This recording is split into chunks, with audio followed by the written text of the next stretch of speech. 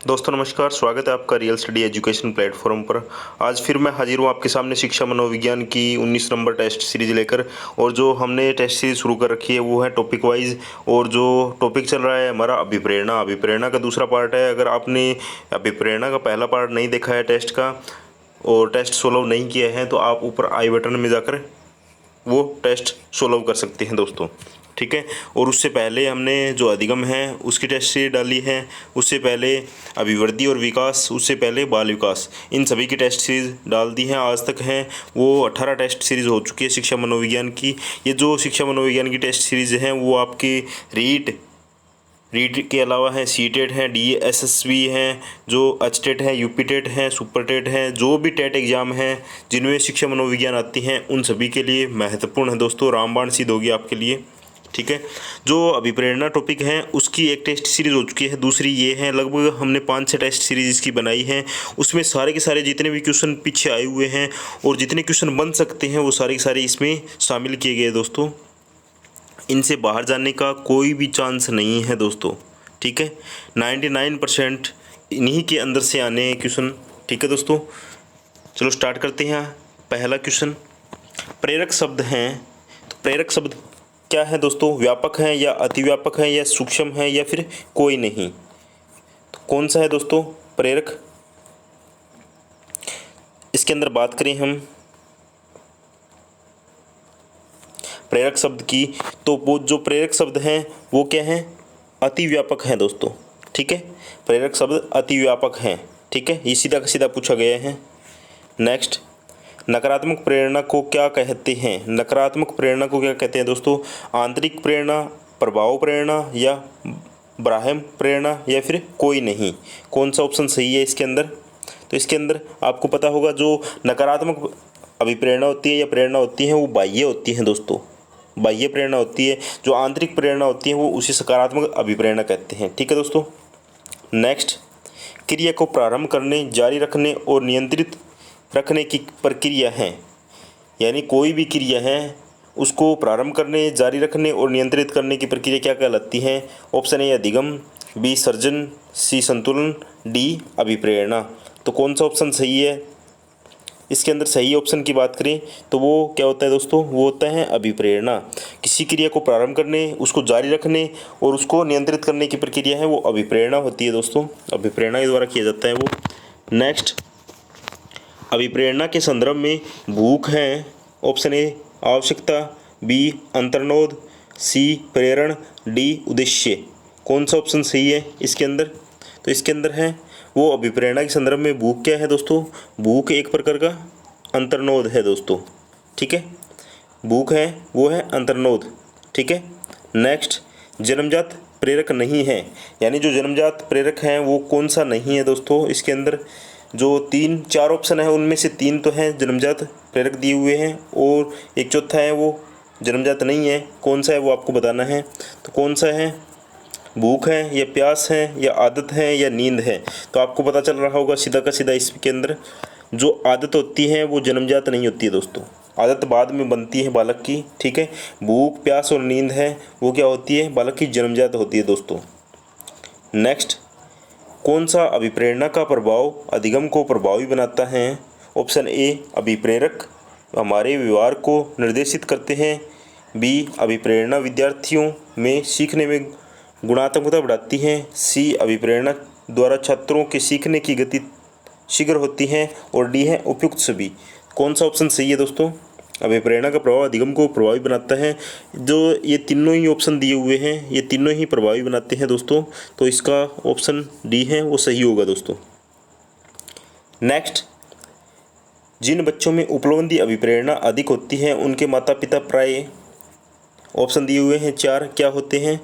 जो स्वातंत्र्य को हतोत्साहित करते हैं, मानकों की प्राप्ति हेतु असफलता पर दंडित करते हैं या फिर ऊंचे मानदंड स्थापित करते हैं या फिर बच्चों के व्यवहार को बिना शर्त स्वीकार करते हैं। तो कौन सा ऑप्शन सही है दोस्तों? तो इसका सही है वो क्या करते हैं? जो माता पिता होते हैं बच्चों के वो क्या करते हैं? ऊंचे मानदंड स्थापित करते हैं, ठीक है। ऊंचे मानदंड स्थापित करते हैं। ऑप्शन सी सही है। नेक्स्ट, अभिप्रेरित व्यवहार की विशेषता है। जो अभिप्रेरित व्यवहार है उसकी विशेषता कौन सी है? 4 ऑप्शन दिए हुए हैं। ऑप्शन ए उत्सुकता व निरंतरता, बी है शक्ति का संचालन, सी क्रिया केंद्रित प्रक्रिया, डी आवश्यकताओं की पूर्ति। कौन सा सही है इसके अंदर? तो इसके अंदर कौन सा है? जो अभिप्रेरित व्यवहार है उससे क्या होता है दोस्तों? आवश्यकताओं की पूर्ति होती है। ठीक है। नेक्स्ट, जब दो अभिप्रेरणाएं आपस में मेल नहीं खाती तो परिणाम होता है। कौन सा परिणाम होता है? ऑप्शन ए दुख, बी कुंठा, सी द्वंद्व और डी प्रत्याहार। तो क्या उत्पन्न होता है दोस्तों उससे? तो उससे हैं दो जो अभिप्रेरणाएं आपस में मेल नहीं खाती हैं तो वो आपको पता होगा द्वंद्व उत्पन्न होता है दोस्तों। ठीक है। नेक्स्ट, मूल प्रवृत्ति अभिप्रेरणा सिद्धांत के प्रवर्तक कौन हैं? कौन कहलाते हैं? तो मूल प्रवृत्ति आपको पता है किसने दिया है? मूल प्रवृत्ति सिद्धांत है वो ऑप्शन ए फ्राइड व युंग, बी है कोर्टलेबिन, सी है मैकडूगल और डी है स्किनर। तो मूल प्रवृत्ति सिद्धांत है वो दिया है दोस्तों विलियम मैकडूगल ने। ठीक है। विलियम मैकडूगल ने मूल प्रवृत्ति सिद्धांत दिया है जिसमें 14 मूल प्रवृत्ति बताई है दोस्तों। ठीक है। नेक्स्ट, व्यक्ति की दशा वह दशा जो किसी निश्चित उद्देश्य की पूर्ति के लिए निश्चित व्यवहार स्पष्ट करती हैं क्या कहलाती हैं? ऑप्शन ए अभिप्रेरक, बी अधिगम, सी स्वयं धारणा, डी आदत। कौन सा ऑप्शन सही है? तो इसका क्या है? किसी व्यक्ति की वह दशा जो किसी निश्चित उद्देश्य की पूर्ति के लिए निश्चित व्यवहार स्पष्ट करती है तो वो क्या कहलाती है? वो अभिप्रेरक कहलाती है दोस्तों। ठीक है। नेक्स्ट, अभिप्रेरणा मोटिवेशन की उत्पत्ति लैटिन भाषा के किस शब्द से हुई है? ये क्वेश्चन बार बार पूछा गया है दोस्तों। तो किससे हुई है मोटिवेशन शब्द की उत्पत्ति? तो वो हुई है मोटम, मोटम से हुई है। मोटम जो स्पेलिंग है वो है ऑप्शन सी MOTUM, मोटम। ठीक है। मोटम से हुई, ऑप्शन सी सही है इसका। ठीक है। नेक्स्ट, अभिप्रेरणा के आनुवंशिकी पैटर्न सिद्धांत के प्रतिपादक हैं। आनुवंशिकी पैटर्न सिद्धांत के प्रतिपादक कौन है दोस्तों? Option A Maslow, B Sheldon, C Adler और डी लॉरेंस। कौन सा ऑप्शन सही है दोस्तों? तो आपको पता होगा, आपने पढ़ा है आनुवंशिक पैटर्न सिद्धांत। तो इसका सही आंसर है वो है ऑप्शन जो है हमारा डी लॉरेंस। ठीक है। Next, M.K. थॉमसन ने अभिप्रेरकों को कितने भागों में बांटा है? कितने भागों में बांटा है दोस्तों थॉमसन ने? ऑप्शन ए 2, बी 3, सी 4 और डी है 5। तो थॉमसन ने कितने भागों में बांटा है? कौन सा ऑप्शन सही है? तो थॉमसन ने है वो 2 भागों में बांटा है दोस्तों। ठीक है। नेक्स्ट, निम्न में से कौन सा व्यक्तिगत अभिप्रेरक नहीं है? व्यक्तिगत अभिप्रेरक की बात कर रहा है ये। ऑप्शन ए आदतें, बी अभिरुचि, सी आत्मगौरव, डी अभिवृत्ति। कौन सा सही है? इसके सही आंसर की बात करें तो वो है व्यक्तिगत अभिप्रेरक नहीं है, वो आत्मगौरव है दोस्तों। आत्मगौरव है वो व्यक्तिगत अभिप्रेरक नहीं है। आदतें, अभिरुचि और अभिवृत्ति हैं वो सारे के सारे व्यक्तिगत अभिप्रेरक हैं। ठीक है। नेक्स्ट, विद्यालय में पुरस्कार के लाभ हैं। ऑप्शन ए आनंद प्राप्ति, बी मनोबल में वृद्धि, सी उत्साहवर्धक और डी उपयुक्त सभी।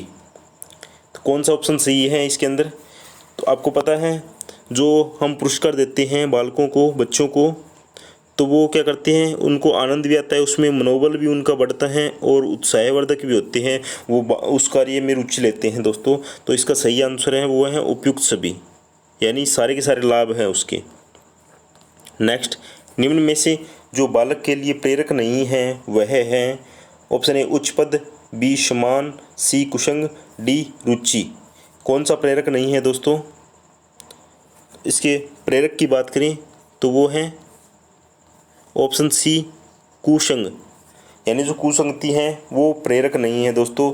उच्च पद है, समान है और रुचि है, ये तीनों प्रेरक का कार्य करते हैं बालक के लिए। ठीक है। नेक्स्ट, अंतर्नोद सिद्धांत के अनुसार अंतर्नोद के कारण अभिप्रेरणा होती है। अंतर्नोद किस पर आधारित हैं? ऑप्शन ए मूल प्रवृत्ति, बी संज्ञान, सी आवश्यकता और डी प्रलोभन। कौन सा सही है दोस्तों? तो आपको पता होगा, आपने पढ़ा है ये। तो अंतर्नोद है वो किस पर होता है, वो होता है दोस्तों आवश्यकता पर। ठीक है दोस्तों। नेक्स्ट, अधिगम तक पहुंचाने के मार्ग को कहते हैं। ऑप्शन ए उद्दीपन, बी प्रवाहिता, सी संवेदना, डी अभिप्रेरणा। तो कौन सा ऑप्शन सही है? अधिगम तक पहुंचाने के राजमार्ग को क्या कहते हैं? तो अधिगम को पहुंचाने वाले मार्ग को कहा जाता है दोस्तों अभिप्रेरणा। अगर बात करें अधिगम का सर्वोत्कृष्ट मार्ग, सर्वोत्तम मार्ग, अधिगम का सर्वोत्तम मार्ग बात करें तो वो अभिप्रेरणा है। ठीक है दोस्तों, अभिप्रेरणा ये कहा है स्किनर ने। ठीक है दोस्तों, ये क्वेश्चन बार बार आया है कि अधिगम का स्रोत राजमार्ग अभिप्रेरणा है, किसने कहा है? तो आपको करना है स्किनर। ठीक है दोस्तों, ये बार बार क्वेश्चन पूछा गया है। सीटेट है, जो अचटेट है और रीट है, इनमें बार बार रिपीट हुआ है दोस्तों। नेक्स्ट, निम्नलिखित में से कौन सी विशेषता आंतरिक रूप से अभिप्रेरित बच्चों के लिए सही नहीं है? ऑप्शन ए उन्हें कार्य करने में आनंद आता है, बी वे कार्य करते समय उच्च स्तर की ऊर्जा प्रदर्शित करते हैं, सी वे चुनौती भरे कार्यों को पसंद करते हैं, डी वे हमेशा सफल रहते हैं। कौन सा ऑप्शन इसके अंदर सही है दोस्तों? तो इसमें क्या है, आंतरिक रूप से अभिप्रेरित बच्चों के लिए सही नहीं है, तो वे ऑप्शन डी है, सही नहीं है, वे हमेशा सफल रहते हैं। कोई ज़रूरी नहीं है दोस्तों। ठीक है, ये थे आज के टॉप जो है 20 क्वेश्चन अभिप्रेरणा के। जो पीछे का टेस्ट था, जो पिछला, उसमें थे 25 क्वेश्चन थे दोस्तों। ठीक है, आशा है कि आपने जो ये 20 क्वेश्चन है उनमें से लगभग आपने 17 या 18 का स्कोर किया होगा दोस्तों। 17 या 18 का स्कोर किया है तो आपकी तैयारी सबसे बेस्ट है।